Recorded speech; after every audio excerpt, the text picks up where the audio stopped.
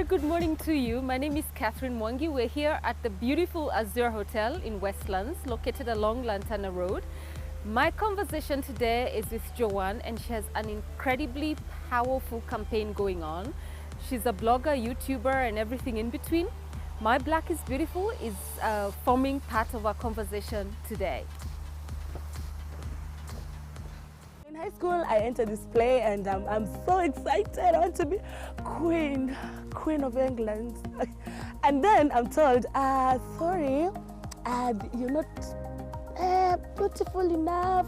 My brothers would come up with mchongwanos for being black, like anything you think of, maka, giza, hell, like kuni musika kwa shetani. Colorism is a thing and blackness is a thing in a black country. Black is beautiful, your black is beautiful, your black is beautiful. Black is beautiful. My black is beautiful. My Black is Beautiful. I'm happy.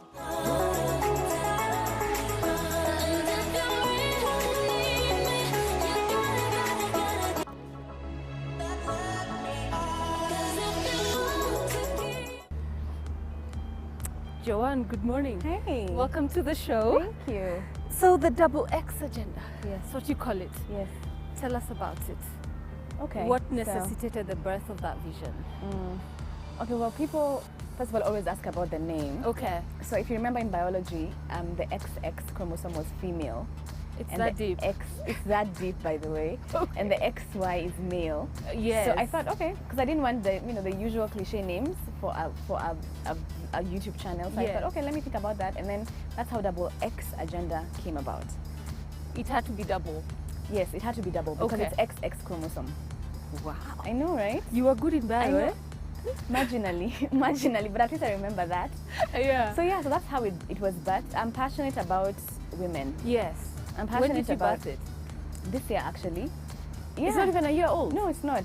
It was around May Wow. when I began, but So it's not even 6 months old. it's not. It's not. I conceptualized it, I think, in March, but then in May is when we started, doing work and having conversations around it. Yes. So yeah, so I'm passionate about women, and I'm passionate about gender equality.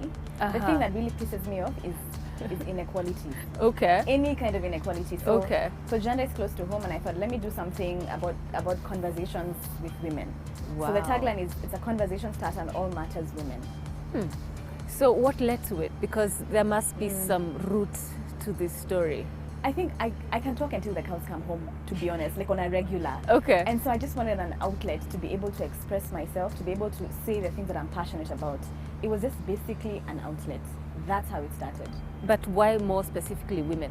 Just because I get pissed off at the gender inequalities that I see. Okay. I worked in a data science kind of space, and the number of women were so few. I have seen discrimination on many levels, and I thought, okay, this is something perhaps we should talk about. There's of course a grander, bigger conversation on gender equality, Yeah. how we should curb inequalities, discrimination. But I just thought, in my own little way, let me do something towards that. Yeah. Yeah. And this campaign, My Black is Beautiful, Mm. what birthed that? It's very powerful. Clearly, What? my black is beautiful. Clearly, Okay. I'm not.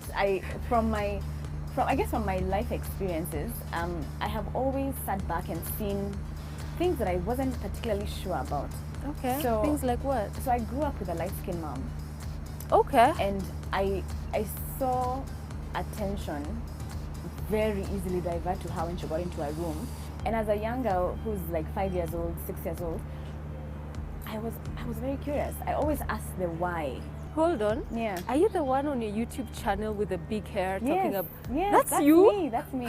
That's me. I know. You know, Hair you can said that, I'm morph like, into- I saw that on your channel. Yes, that is me. you. That's me. Yeah. So tell me that story, because it's like, wow, that is Yeah. that can be quite something. I don't know. I think just in line with inequalities, Yes. there's a binary that exists for between light skin and dark skin, and there are certain privileges that you can acquire and get because of your complexion, and that right there is called colorism.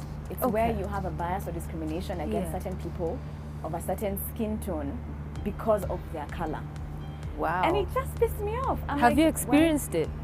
You know, to be honest, not directly. Okay. Not directly, but just seeing that divergent opinion of beauty from a very young age, from having a light-skinned mom and me who's not light-skinned, I was like, okay, then the society already has a perceived notion of what beauty looks like, and I'm not it. Okay, according to society. According to society. Yes. And so when I began the campaign and I started getting people to tell their stories, I was dumbfounded. Where did you find these people? Just anyone who I thought, okay, clearly you're not, you're not light-skinned, so do you have any Do you have a story? And I would story? just sit back in angst and in horror at listening to their story, because they range from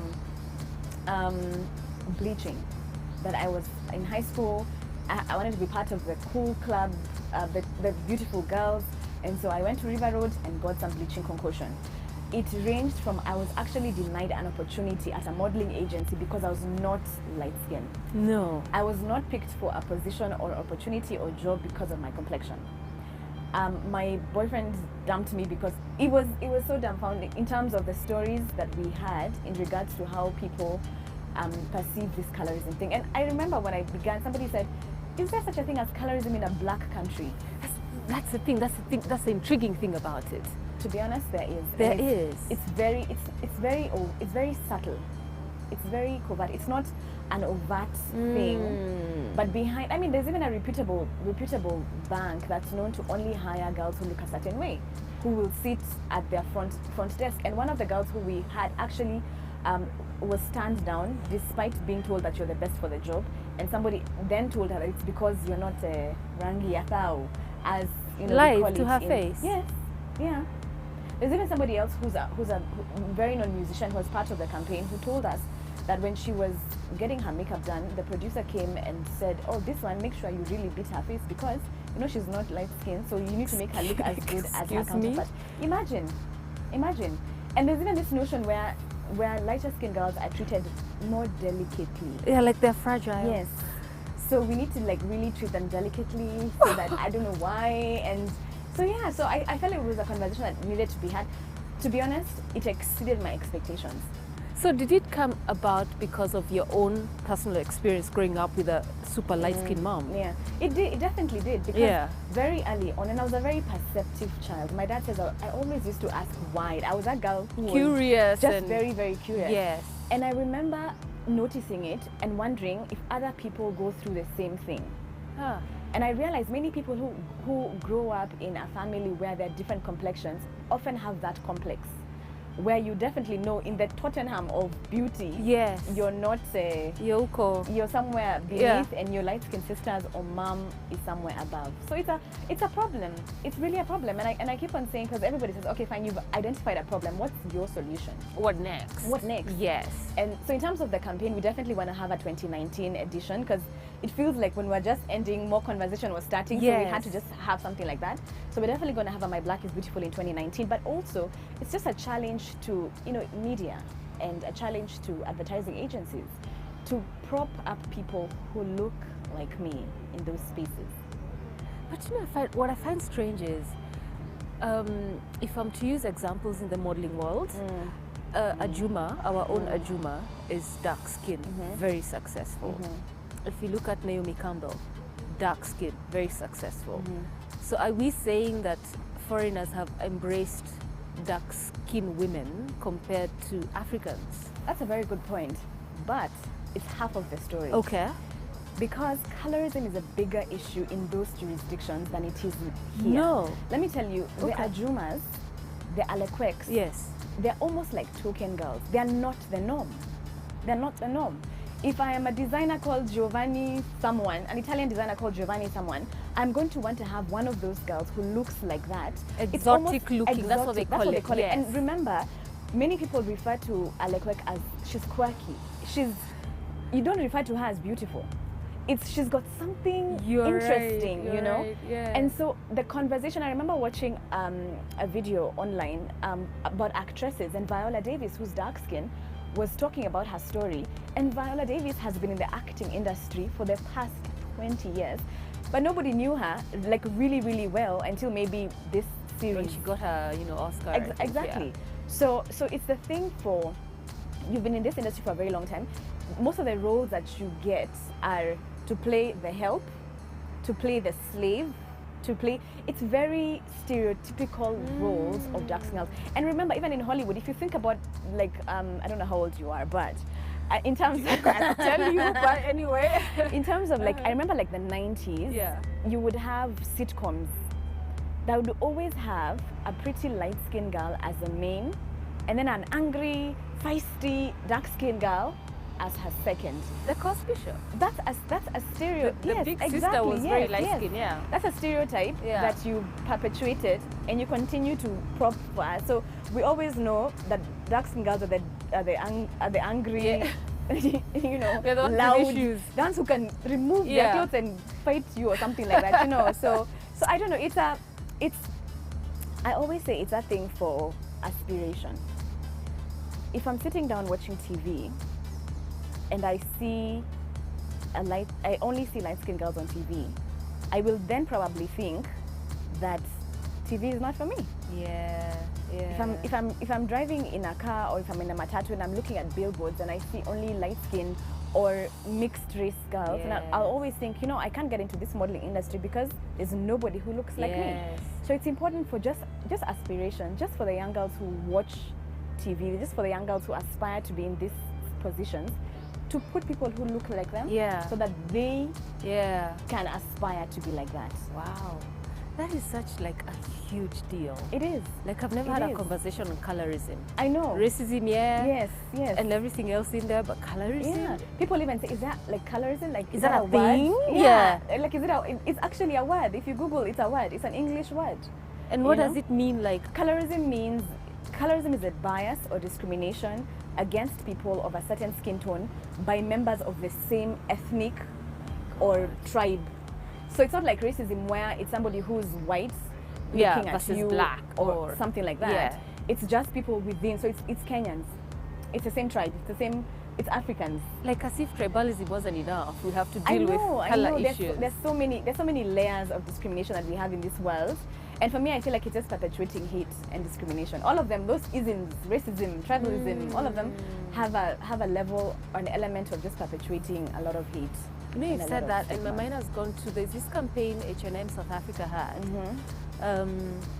where the white kid or the pointy kid was putting on, I think, clothes. Both had clothes. You remember that campaign? And then the black kid had something that was it written monkey or something? I don't know what was written on it. And there was so much uproar. about it. Like South Africans just went and just demolished H&M's. Yeah, and you know there are very many advertisements that have either had to apologize, like brands have had to apologize because you put up an ad. Say, I remember, was it like a cleaning agent or something like that, where you get in and then you get out looking, you get in your black and then you get in your white, and I'm like, what are you trying to say? You know, what are you trying to say? And it's so funny because I have a 16-month-old son, and I was saying how there's this cartoon, so it's the wheels on the bus go round and round kind of song, and then in the bus all the white kids are humans, like human beings with blue eyes and blonde hair, but all the black kids in the bus are monkeys. No. Yes, and as a matter of principle, I turned that off. A cartoon that airs here. Yes. If you go on YouTube, you'll actually get it. God. So for me, because I am aware, I'm just like, I don't want this. Your mind is open to these things. I don't want this being perpetuated. And remember, I feel like you're in a position of influence because you're in the media. And I feel like all media is so powerful and influential because it forms how we think, it demolishes narratives, or it also creates narratives. Yes. So there's so much power in what you say and how you say it. Wow.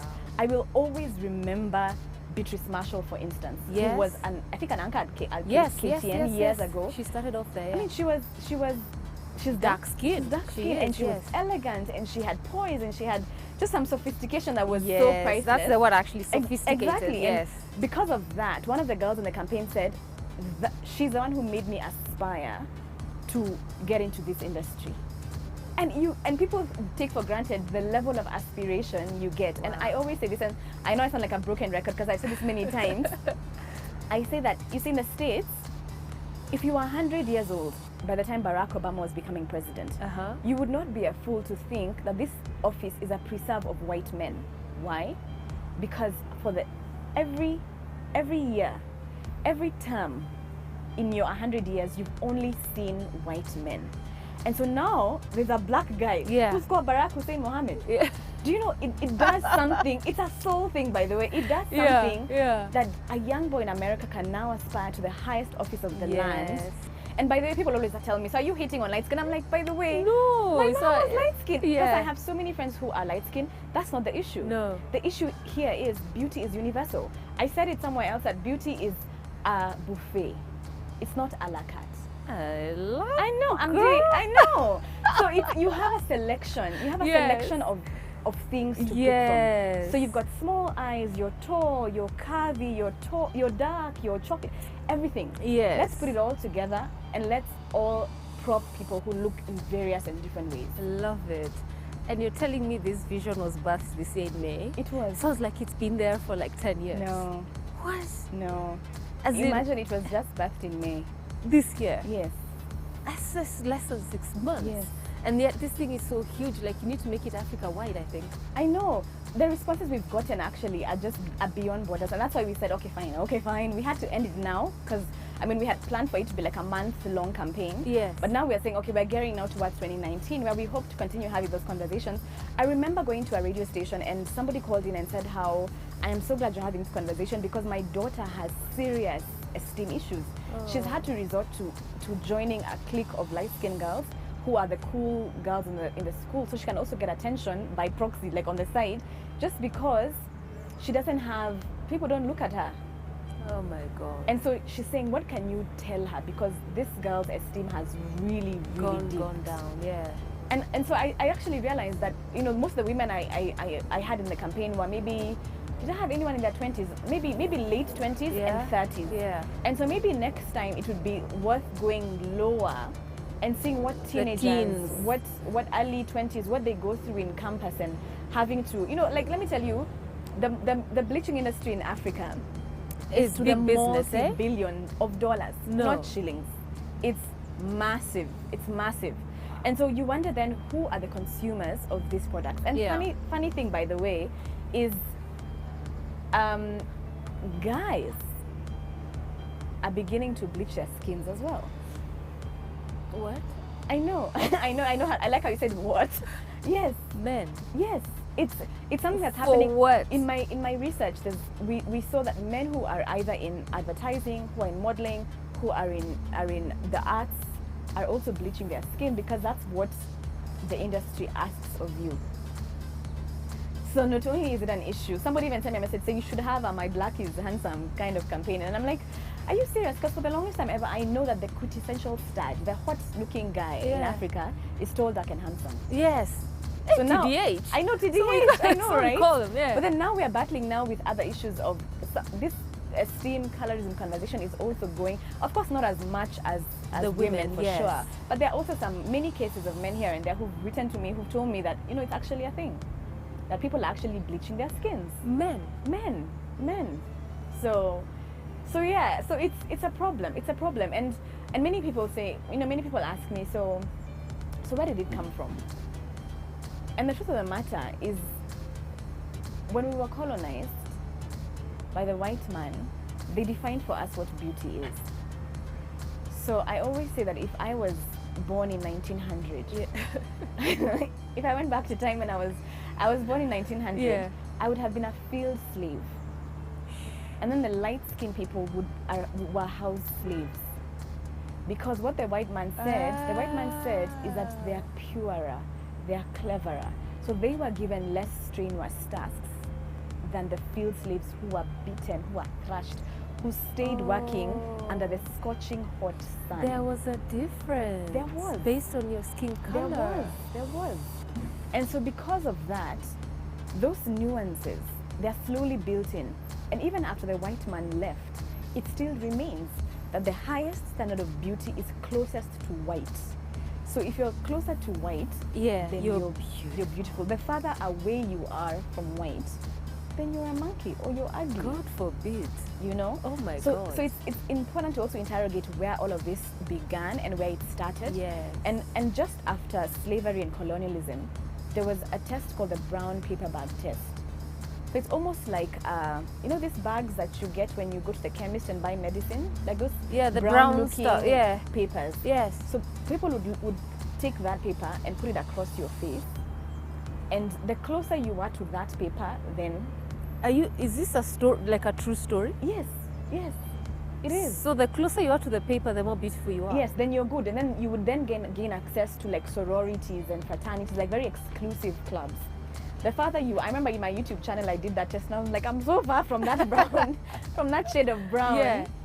But the farther you are from that, then you cannot gain access into those very exclusive clubs. And so we need to ask ourselves, where did this come from, and how then do we dismantle the walls of colorism? Many people have said to me, no, Joanne, okay, I hear you, you make a lot of sense, but it's just my preference.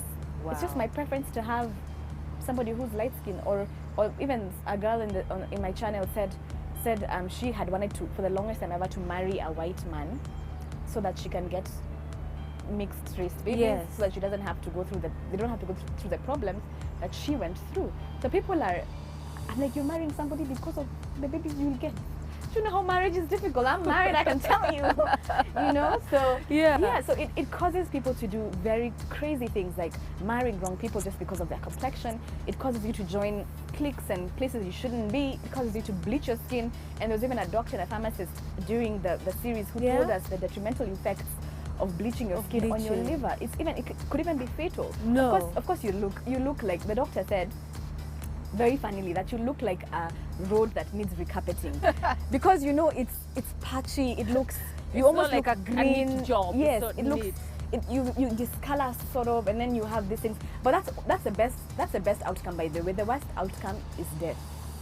Because you're causing strain to your liver, which cannot hack the mercury that you're putting in it because you're using these products from River Road, that somebody who's not qualified as a dermatologist or whatever other practitioner in the medical field is going to mix it up for you as a concoction. They call it mkorogo. Exactly. Yeah, Exactly. yeah. And it's so funny because when you're walking on River Road and you're my complexion, madam, They call you for it. Yes. No. People, they actually wait for you because it's huge. Let me tell you, this is a huge business. They imagine you're there looking for it. They imagine you're there, and you could be possibly looking for hair, because they also sell hair extensions and or whatever. makeup, Yes, you know. yes. They actually think you're there looking for that. So it's a tragedy, by the way. It's a really tragic conversation. I think this is a huge conversation to have. It is. Like, I feel like more super people huge. should have it. Yes. And you know, talking to vulnerable people, women, young girls, and just let them know that you're black is beautiful. yeah. Just the so way how you do you are. promote this message? You know, you've mentioned doing radio conversations, Yeah. TV, Yeah. print. Yeah. But how can this message, you know, what are your plans to just make this go really wide? Yeah. Well, I really hope to collaborate with people, like-minded people, who may have bigger platforms than I have, and who can then begin the conversations on their platforms or whatever else it is. But I also would like to challenge people who work in advertising, who work in media. If you're senior management and all, when you do the casting call for actresses and actors and hosts and models, Yeah. can you we're in Africa. We're in Africa. Like, why should the standards be white or close to white? Yet, majority of the population is not that. And so it feels like there's been years of being shortchanged because Yeah. you're only propping a mixed race, a Yes. light-skinned person. Yet there are so many other people who are gorgeous, Yeah. but just don't bear that complexion. So it's just people being very, very aware and having this conversation honestly, Yes. and saying that this is actually an issue in a black country. Yeah. It's terrible.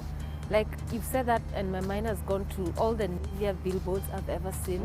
There's a white girl, mixed, and black. Like, they put 3 different color women Yes. on one billboard. Yeah. You know, and I've always wondered, oh, okay. Yeah. You know, I'm glad you mentioned Nivea because I feel like they're a very progressive brand. Yes. If you look at the latest billboard, it's not even just a chocolate girl. It's a properly dark melanated girl. Yeah. Who's really gorgeous, and she Yes. looks even her hair is very natural. Like, she looks like the girl who I would walk out of this venue and meet on the street. It doesn't look like someone who I really had to look for, you know. It's this common girl. Like, girl next door. Girl next door, exactly. So I feel like if more brands can be more aware Yeah. that this is a standard of beauty. And if you go to Asia, that's another story. You can get They use their own. yes, you can get people who look like that. Yes. But if you're in Africa, get people who are representative of the majority. Yes. You know? Wow. Yeah. Oh, it's huge, man. Yeah. So that's My Black is Beautiful. Yes. So have you run any other campaigns? So we're currently actually recording for another campaign. Okay. Which is more in line with authentic conversations. Love it. Yes, we realized, I don't know, I read a book last year that really opened my mind to being authentic. Okay. And so we want to have conversations with men and ask them questions. You know, I always say, if you want to know a man, ask a man. Don't ask a woman, ask a man, because he'll Ask him. Ask him. He'll be able to tell you, this is why I do this. This is what I think. Just very pertinent conversations around masculinity and toxic masculinity. You know, there's this whole narrative of I'm the man and I'm going to beat my chest, and that even coming here, I was listening to radio about a man who said, I beat my wife, I had to teach her a lesson, and I'm like, really? She's not your child. No. You know? You just need to have a chat with her. Just yes, and if you feel like you can't work it out, just part ways. It doesn't have to be beating her blue. He said, I beat her blue. She had to be hospitalized. And he's on radio, you know, and he's praising himself. Praising himself and thumping his chest. That's not a thing. So that's toxic masculinity. It's telling you to exert your masculinity at all costs. Mwonyeshe mimi ndio dume. In every situation. In every situation. So we want to have conversations with men who will highlight that. So I'm hoping by the time this is on air, that will be also uploaded on our site. And we'll also have conversations with women on the same breath with authentic conversations, and we can get to know what women think. Why do women cut each other down? You know? It's a good one. It's so some of those things that I feel like we don't have so much conversation on, because I always say that the platform is basically to start conversations. Yes. So we hope that it will start conversations and people will begin talking about authentic conversations. But yeah, so we are just always on that radar for doing new things, starting new things. Yeah. And yeah, so that's... So do you how do you map it out, or do you just go with the flow? Like, how many campaigns do you plan to do per month or per 2 months, or do you just stretch it until you feel, okay, we have milked this until you know it's good enough? If we stretch it now, we'll be going towards fake. Yeah. How do you No, we work actually it? have a plan. We actually have like a strategic plan for seasons. Okay. So before we begin a campaign, we know this is going to be a month-long campaign. So that's why, even despite the fact that people have told me, oh, you need to have more conversations and start more, and I'm like, we actually had planned to end. And that's why part 2, say for instance, for My Black is Beautiful is important. But we actually plan to have those conversations, because you also don't want to draw something out for too long. I would. You'd milk it until you've gotten all Especially that. My Black is Beautiful. Oh girl, I would stretch that for a year. Like, I would be that. No, that's yeah, the chick for My Black is Beautiful. I know, right? Yeah. No, that one for sure. I feel like next year it will definitely be a longer campaign, just because it gave me life, let me tell you. It does. It gave me a lot of life. Just doing something and realizing that it's actually making sense to somebody else.